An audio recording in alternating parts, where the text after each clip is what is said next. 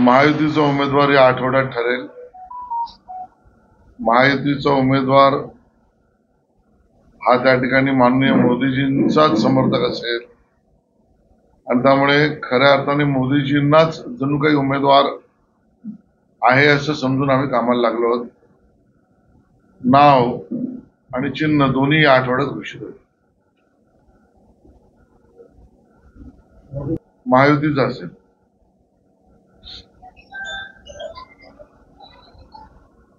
तुम्ही एकंदरीत चाचपणी केली गेली 15 दिवस म्हणजे निवडणूक जाहीर झाल्यानंतर या मतदारसंघात तुमच्याकडे असे काही उमेदवार आहेत का की नारायणांचं नाव भाजपकडून देण्यात आलं, शिवसेनेकडून किरण सामंत, अजून काही नावं आहेत का की जे लोकांपर्यंत पोहोचण्यासाठी त्या पोहोचलेले नाही परंतु पक्षांकडे आहेत की?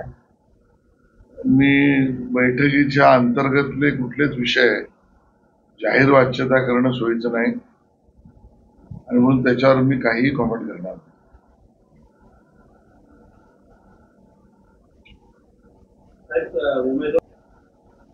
तुमचं म्हणणं प्रश्न म्हणून बरोबर आहे.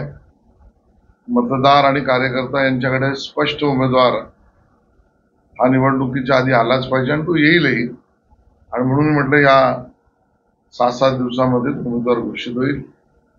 आम्ही कामाला लागलेलो आहोत.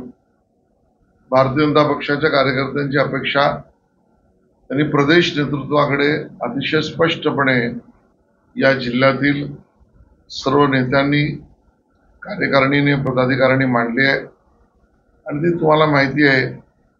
हा मतदारसंघ भाजपला मिळावा महायुतीमध्ये आणि राणेसाहेब उमेदवार असावेत ही कार्यकर्त्यांची इच्छा आहे. प्रदेशाकडे तशी इच्छा त्यांनी मांडलेली आहे. पण मी जसं म्हटलं उमेदवार महायुतीचा असेल आणि तो या 6-7 दिवसात घोषित.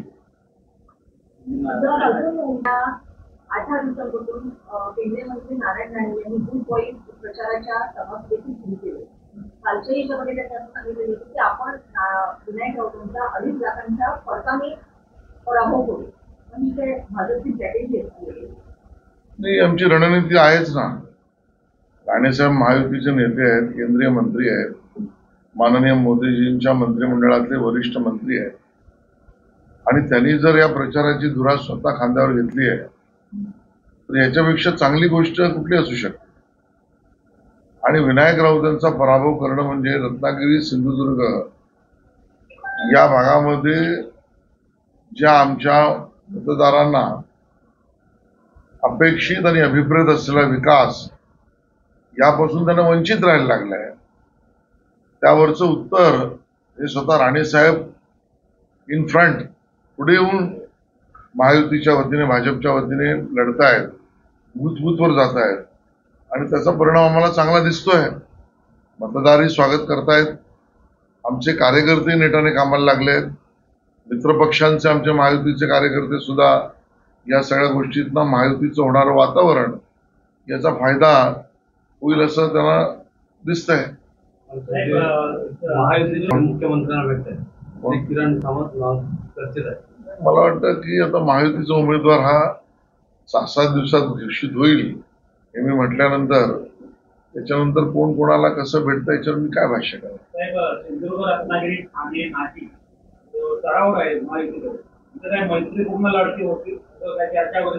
नाही, अशी कुठलीही चर्चा नाही.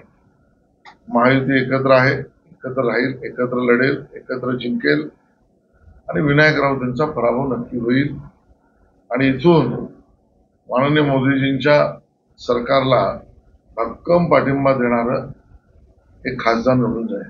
पूर्वीच्या शिवसेना भाजपमध्ये थोडासा गोंधळ होतो असं वाटत नाही का? मी म्हटलं तसं गोंधळ वगैरे नाही, वादविवाद नाही, विसंवाद नाही, चढाओढ नाही. प्रत्येक पक्षाच्या कार्यकर्त्याला आपल्या पक्षाच्या बाबतीत मतं मांडण्याचा अधिकार आहेच ना. तो पक्षांतर्गत मांडला तर ते चूक आहे आणि म्हणून मी कोण अन्य मित्र पक्षाची लोक आपापल्या पक्षात काय मांडतात यावर मी भाष्य करणं मला योग्य वाटत नाही. मी महायुतीचा कार्यकर्ता, नेता जर असेल तर मी एवढंच अभिप्रेत करेन की महायुतीचा इथून खासदार आला पाहिजे आणि मला सगळ्यांना बरोबर घेऊन चाललं पाहिजे. या दोन्ही गोष्टींसाठी मी इथे आलो आहे.